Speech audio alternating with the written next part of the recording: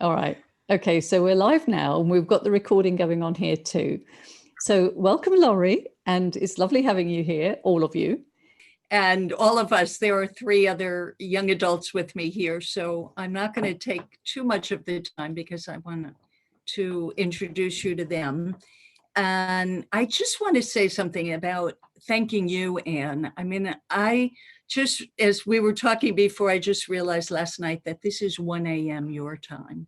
So I apologize for that, but I wanted to make sure that my young adults could be here during our typical group session, which is after their jobs and after their classes. And so wonderful. This has just been such a labor of love on your part. And not only did you get together this amazing resource library, but to also put this out to people who will really benefit so much from all of the speakers that you have had on so far. So, you know, just wonderful. And besides all of that, we were getting together as a group with the explicit purpose of creating some kind of product together, which would either be, we thought, a book or an online program for other young adults.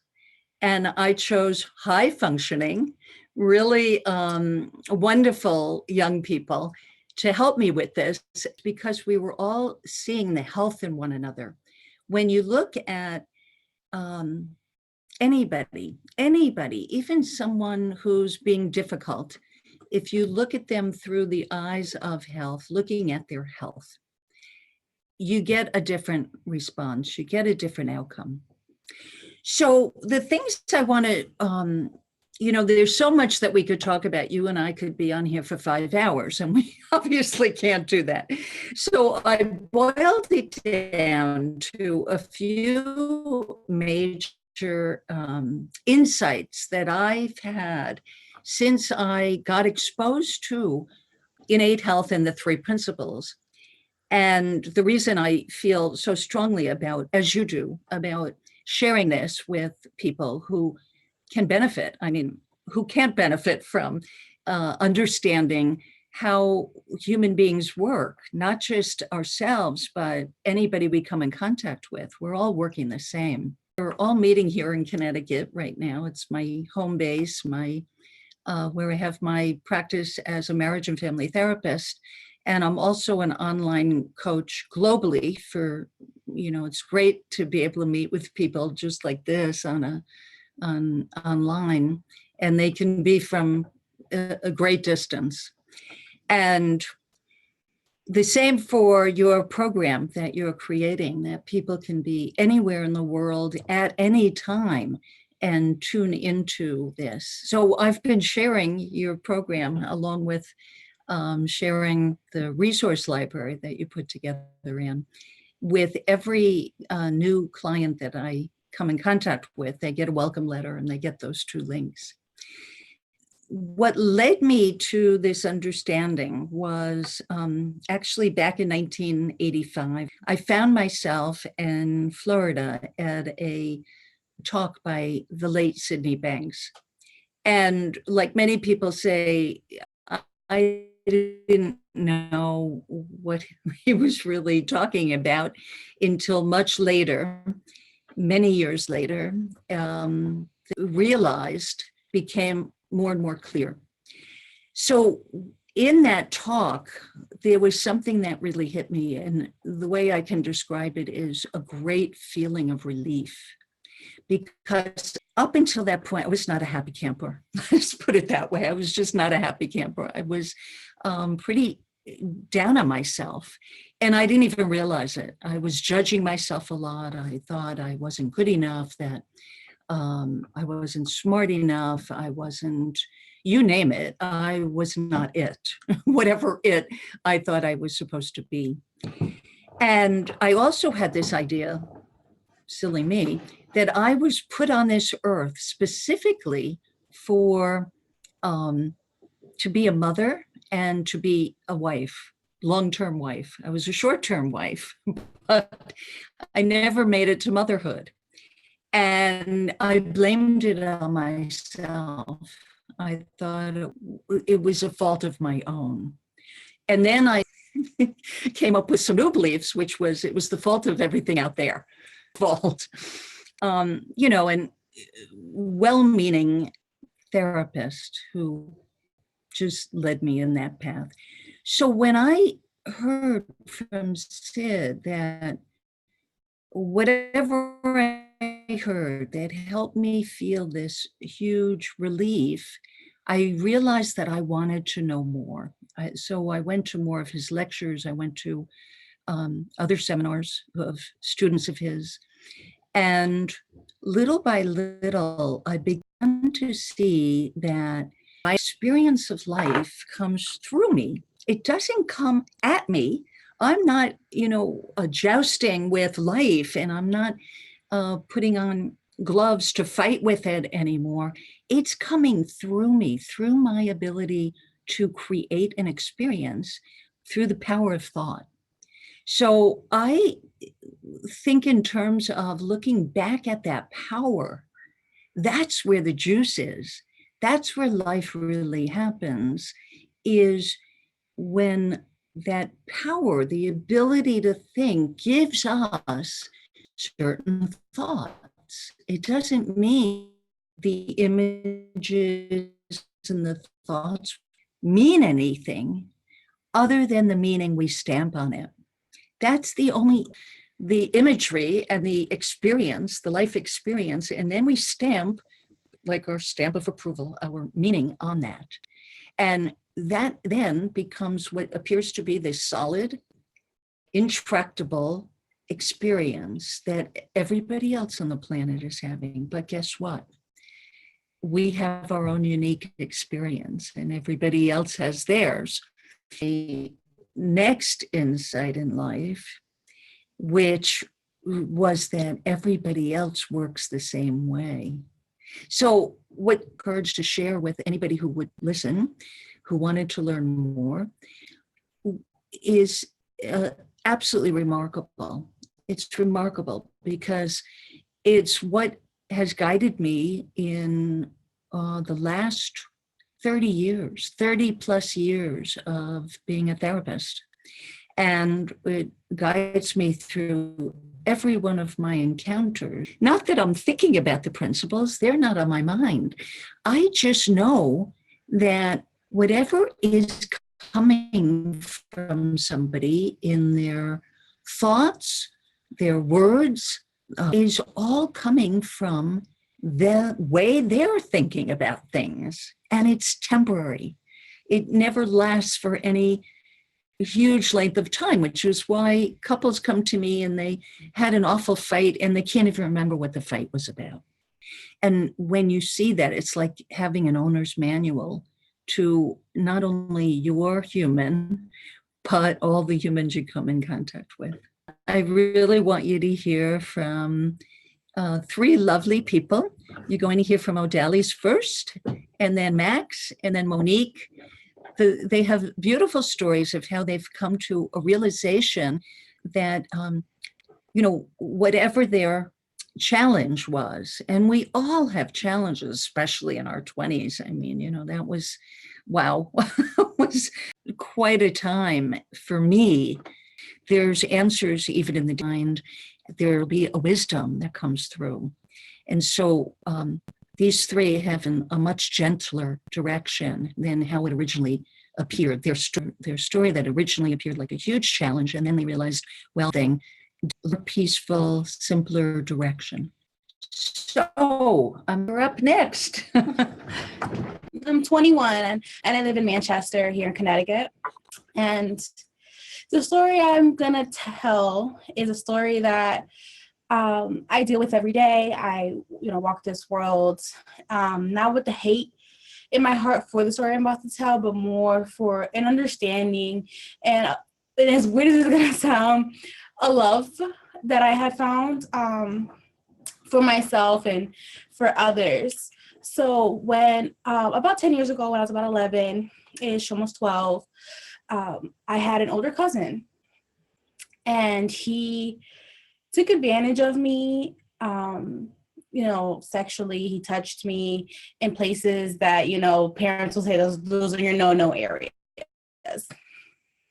And it happened for a prolonged time. And I became a very negative child. I became very down and depressed, and quite frankly, I blamed a lot of people and a lot in the world, because at that same time, I also had a mom who was a heavy drinker. My dad used to work a lot, so I didn't really have an outlet to let people know, like, this is what's happening to me. This is my plea, my cry. On top of that, no one believed me when I did say it back then when I was younger. They all thought I was crazy, and they're like, "Oh, you're making it up."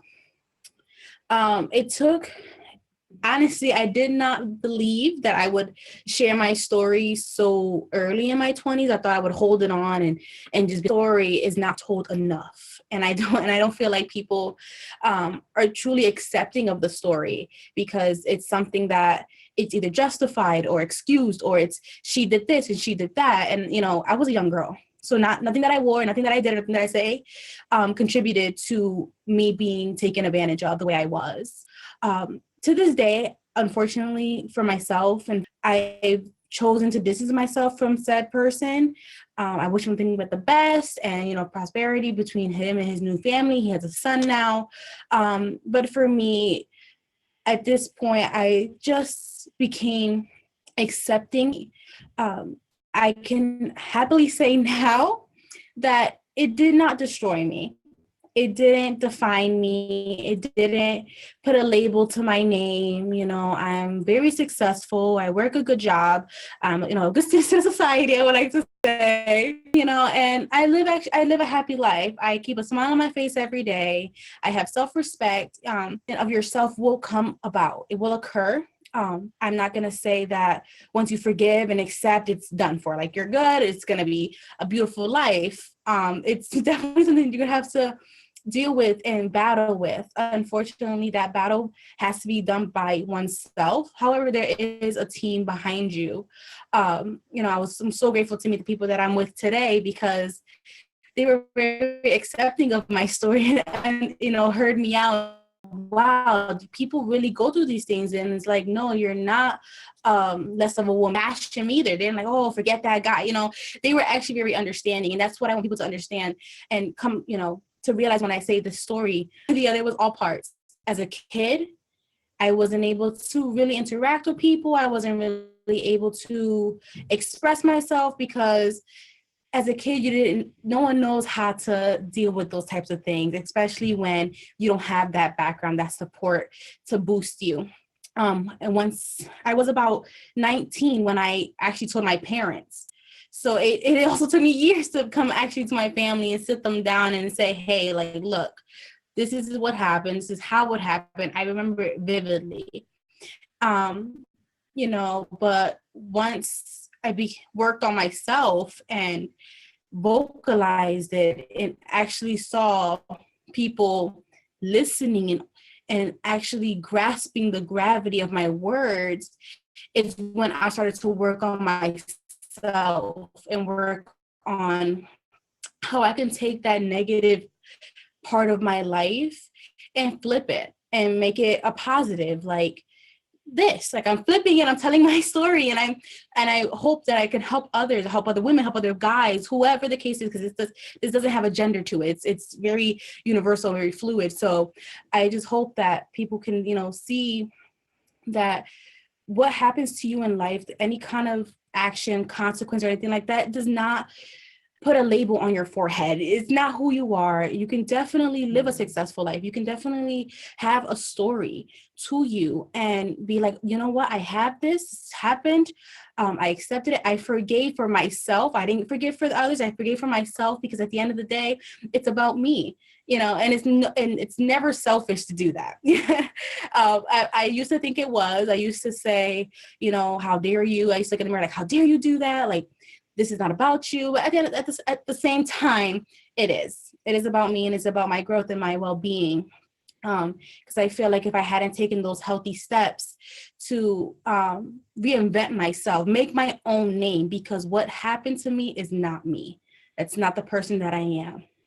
And so when I take that with me every day, you know, all my trials and tribulations, all my downfalls, every time I fell on my face and stuff like that, you know, my body insecurities that came with that, it all was a stepping stone to be like, no, I'm beautiful and I'm worthy. And, you know, no guy, no woman, no nothing can tell me anything different. Like, I don't even care. Like, it's not even a thought process of mine. You know, when I wear what I wear, I'm beautiful in it. When I walk the way I walk, I'm confident in it.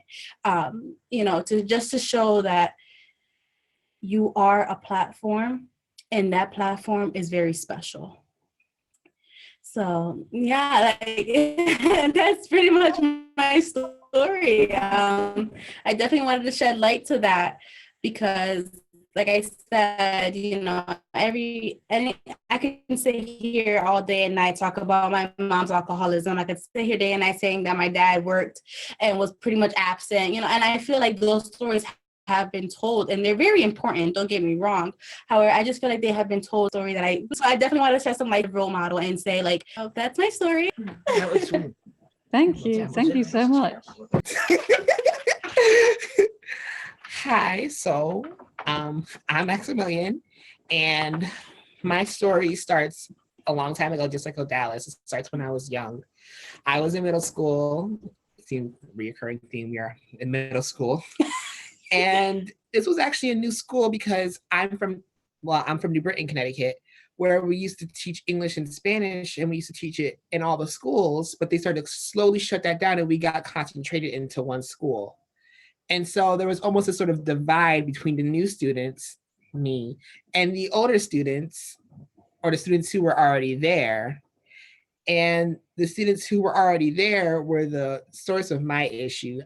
I was dealing with body issues when I was younger, and they did not help that. They would call me names like Fat Max, just demean me and just make me feel so ugly and just so inhumane.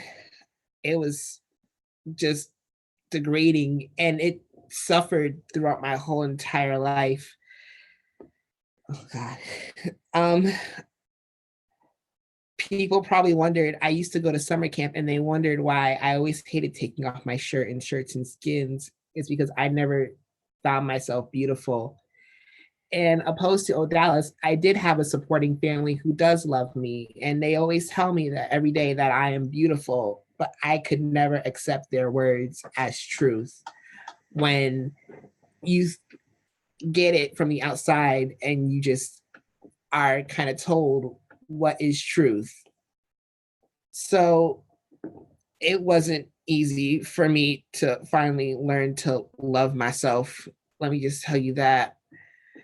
And it started, the moment I realized I needed help was when we were in a movie theater and my mother was getting the tickets. So she sent myself and my brother to go get popcorn. My brother is mildly autistic, so he's a little bit fidgety. He won't really stand in one place for too long. And so there were these group of boys that were just sitting in front of us. And my brother, he wouldn't just sit still like I had wanted him to, because I didn't want him to draw attention to himself. It almost in a sense triggered me and brought me back to those days in middle school where if I had drawn attention to myself, I would instantly have a target on my back for just bullying. And then so I started to freak out and I started to break down. I started to cry.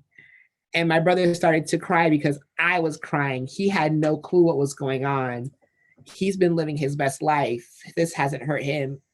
It was just accepting that he wasn't going to sit still and that he is my brother and I should love him because he's my brother, and that not to take people's opinions and not to try to manufacture my brother, to fit people's standards because that's never going to happen. And it was at that moment that my mother probably realized that this affected me a lot more than I thought it did, because I always thought I was fine. I always thought I had moved on from it. I always thought it was in my past. But little did I know, it wasn't in my past, and it was still affecting me in the present day. And I actually found some strength in Odalis' story when she was telling a group one night, us in the group one night, that she wanted to forgive the person that hurt her that way. I was a bit baffled. I'm not gonna lie, I can be a bit petty of a person and hold a little bit of a grudge. But she was like, you shouldn't forgive for them, you should forgive for yourself. And so I've started to take steps towards that journey of forgiveness and starting to just let go and just let myself be happy. And it was the funniest things. The week before the presentation, I was looking at those old pictures and I was thinking to myself, I was never fat. Oh my God, I was never fat. I was like, oh my God, where did this idea come from that I was fat? And it was just like, oh my God, what were they saying? Where did this all come from? But the thing is, even if I had told my past self, I can tell you this with 100% fact, I would not have to believe it, because it had cut me so deep and it was just so ingrained into my image that I was ugly and that I was not worthy and that they were the best that I can do, because little twist, these were my quote unquote friends. I would hang out with these guys at school and it was almost like a dependency. And I still remember this question to this day.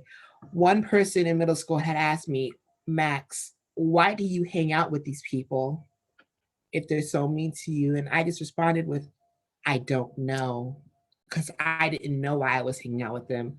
I didn't know what would happen if I just left them. I don't know. I'm a little bit of a social butterfly. I like to talk to people. And it was just the threat of being lonely. I didn't know what that would do or how that felt. I had always had a friend, but my other friend, he had to go to a different school. That's the general gist of my story. It's definitely been a journey, loving myself. I've definitely gotten better at that. I love myself now, and I'm loving more and more of myself every day, and finding strength in other people's stories, such as Odalis, and just being able to give and forgive, and Monique and her story coming up. I really think that we empower each other to forgive. And with that, I'm going to pass the ball off to Monique, and it's going to be her turn. Thank you very much. Why, hello. I'm Monique. One of the reasons why we gotten along so well and so quickly after hearing everything is because I feel like our middle school and a little bit of high school years were all so similar in their different ways, of course, but I feel like we were able to relate so well. So similar to you guys, my story has a lot to do with insecurities, but I wanted to focus it more on, I guess you can say, identity issues that I had growing up. And I think that stemmed a lot from looking back now. I was the only child out of 5 was born in America. And being young, I didn't really understand that. I'm like, okay, I can't speak the slang. And all of my brothers and sisters were at least 13 years older than me. So even though I wasn't the only child, sometimes I felt like the only child. So in middle school and high school, I had a really hard time trying to figure out not even just like who I wanted to be, but like who I am. Like I would look around at people like, okay, like that's her, but I'm dry. Like I literally just didn't know like who I wanted to be.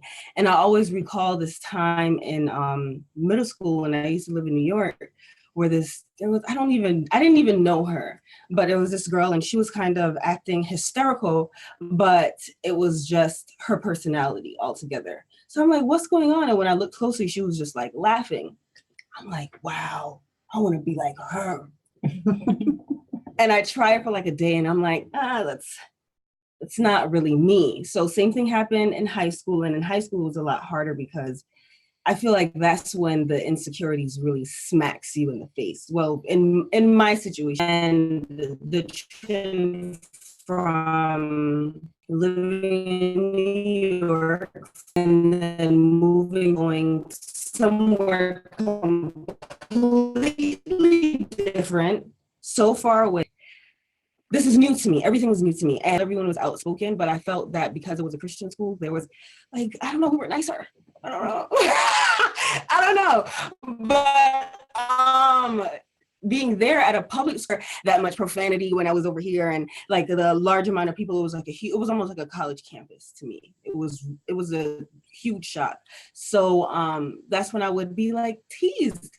And I'm like, okay, like I knew I was skinny, but I'm anorexic. And these things would come from people who I didn't even really know like that. Like I used to be insecure about my teeth. I used to be insecure about my arms because I felt like I was too muscular. I remember one time in lunch, I was walking past this group of table and this guy looked at me and was like, how much you bench? I'm like, oh, absolutely not. No more short sleeve shirts. And I did not wear short sleeve for literally a year, because I'm just like, no, let's just avoid it. Didn't like my knees because everyone said that I was skinny, so didn't like shorts, covered up everything. And I'm just like, okay, so if I'm running from all these things that people are throwing in my face, like, who am I? Then the next transition came when I moved to Connecticut. And that one was really, really hard for me because I didn't know absolutely anyone. And that was my junior year of high school. So, the last 2 years, you kind of want to finish out strong with the people that you came in with. And that was not the case for me. And another big transition, really, really now going from a huge school to a really, really small school. Graduation class was 20 minutes. Graduation was 20 minutes. My high school graduation was 20 minutes. Okay. So let's just keep it there. And that transition was also, I wouldn't necessarily say that it was hard for me because I did meet a few people, but it was just another different experience. And college is where I really started to find myself, which is why there's pros and cons of colleges and education, but that's another story. Let me just keep it simple. But the pros of actually living on campus, I would say, is that you really do get the opportunity to venture out and really try to figure out who you are as a person, because you're there by yourself. No one's telling you to go to class. No one's telling you to eat this. No one's telling you to do that. No one's telling you to come in or stay out at whatever time. You're really just on your own. So freshman year, I kind of just, sponged up everything that was kind of just thrown at me. And it wasn't until like the second semester where, woo, parties, yay. But okay, why am I here? And now I'm thinking about like my major and everything like that. And I was also in a toxic relationship, and I also had toxic friends. And I knew that something was off because, just like Max said, where someone came up to him and was like, why do you hang out with them? Someone came up to me when I was living on campus and I was with these people, and the person called me over and he was like, I don't really know you like that, but they say that friends that, what is that quote? Friends that flock together, whatever. Birds of a feather. Right, birds of a feather flock together. Right.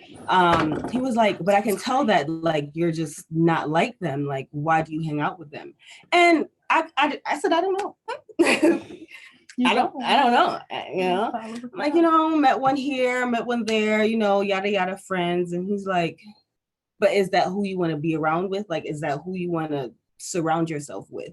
And it's not until you get those kind of questions where it kind of start really triggering the thoughts, like, okay, like who do I really want to surround myself with? And a few months after that, that's when I started my self-love, kind of finding myself journey. And I really dug deep into, and the first thing that I wanted to jump into is like my insecurities. Like, why do I not like the things that I was insecure about? And I started from the top to the bottom. And I remember like before, I used to have a really hard time looking in the mirror. And of course, that came with not really knowing who I was, but also because I didn't necessarily like what I seen. Like I would pinpoint different things. And I remember one of my friends asked me like, so you don't look at yourself before you go in the shower? And I'm like, how about I just run in there? No, I don't want to see. I'm gonna just run in and hop out. Like I don't want to see. And I was here sophomore year of college when I actually was a pro and a con because I was sad that I didn't live with my friends, but I had randoms that went home all the week on the weekends, well, all the time. So I had a lot of time by myself, which I didn't like initially, but that gave me so much time to really look within and reflect. And that's when I started to get more in touch with writing and get more in touch with myself and looking in the mirror and really embracing all that I thought that was wrong. But all those things that I thought was wrong is what made me me. And slowly but surely, I just felt within just like, I felt like I was a flower. And around that time, that's when I got into plant life. Woo, for all the plantologists out there. And I really started to look at myself as a metaphor. Like I really felt as if I was a flower, just like how flowers need tender care and love and attention. I felt that that's what I was giving myself. And I was happy that I wasn't in a place where I was feeding off of others for that. I wasn't craving love from other people. I was doing it all for myself and I was happy with it. And I was learning who I was. And writing definitely helped me with that, just free writing, just journaling, because when I was younger, I used to keep a lot of things inside. I never used to express myself that much. So I've been journaling since I was young because that was kind of like my outlet. So even up to this day, still journaling. And around those times, journaling was so predominant for me because it just gave me time to reflect on everything that, not necessarily that I thought I was wrong, but things that I wanted to work on within, because I was becoming, I like to say, a conscious being. And in order to become a conscious being, you have to reflect and really know yourself and understand who you are and the person that you want to be. So other than writing and reflecting, I really started to watch not just TV shows, but documentaries and read books here and there, other than studying for exams and everything like that, and really started to feed myself the knowledge that I needed, other than just, you know, the writing and the looking in the mirror and the self-talk and the positivity and everything like that is great. But the additional knowledge is what I think feeds the intelligence. And that's what I was craving. So this past 2 years, that's still on that continuous path, continuing to be mindful, continuing to be positive, optimistic, to write. And I've also gotten a lot more into poetry. But senior year of college, of course, there's going to be obstacles and everything like that. But I was just hit with so many different obstacles. And at one point, I'm just like, no, absolutely not. I can't handle it. I can't hurdle no more, put them all down. I'm all set. I don't want to do this anymore. And a lot of times I really just felt like giving up, because I'm just like, what's the point if I'm just going to keep on getting knocked down and knocked down and knocked down? But even through all of that, writing always brought me back here. Poetry always brought me back here. And I was always, through whatever the case may be, I was always a determined person. So even though I had the doubts and everything in the front of my head and front of my face, it was always like a small little voice in the back of my head, like, but you know you want to do it. You know you want to finish. And I never used to listen. I'm just like, no, I don't want to listen. Like, I can't do it. And after realizing that I'm growing, and life is not in a standstill. Life is continuously moving. And in order for us to grow, we also have to move. We also have to change. We also have to transition, because that's just a part of life. And that's why I love to use the flower metaphor so much, because I just feel like it relates to everything. A flower does not grow overnight. It starts like a seed and continues to grow from there. And I feel like that's exactly how I see myself. And that's what contributes to the perspective that I have on life right now. And through all of the obstacles and everything, most recently losing a family member and transitioning through graduation and finding a job and internship and everything like that, I really had a lot of anxiety. And I feel that it was because I was scared.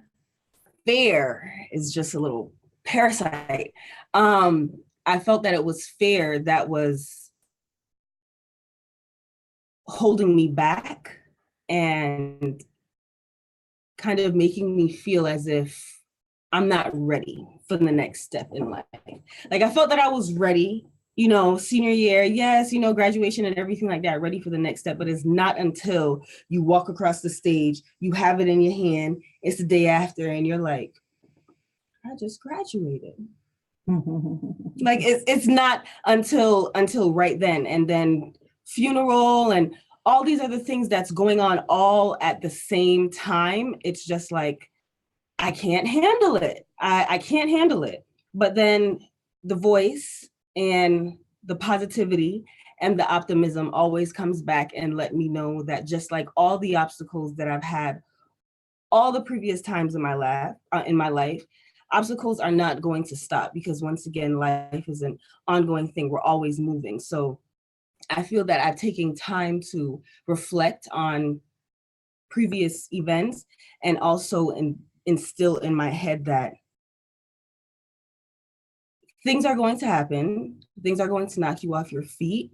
But as long as you have the mindset that you're not going to let those obstacles define you, then that's what's going to make us move forward. And that's what's just going to make us grow and bloom, because we're flowers. I'm Monique. I'm done. Thank you. Thank you. That's lovely. Good job, Monique. That was Thank so you. nice. Wow. How lucky am I, huh? Get to hang out with these wonderful people. Isn't that great? Yeah, Yeah. they're great. And the common denominator was really that wisdom that they all heard, that quiet voice. They all spoke to that it's the quiet voice. If we pay attention, that's what will lead us in a good direction.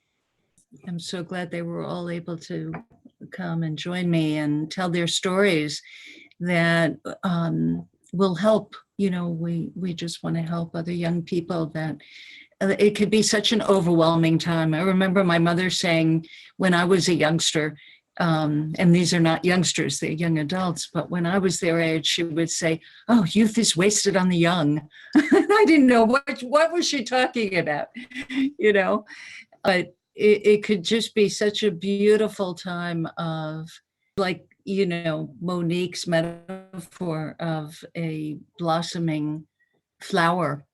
And, at this stage of life, people, ourselves included, we found a direction. And so often, for a long time, I didn't know what my direction was. I was told you should be a teacher. In fact, my parents said you should be a teacher so that you're home when your children are home. But that's not how life turned out, And I think a lot of it has to do with acceptance and seeing that it's all life lessons. We're learning all the time. Well, thank you all for being here, and thank you for telling your stories like that, because that's just so good. So good. Thank you so much. Yeah.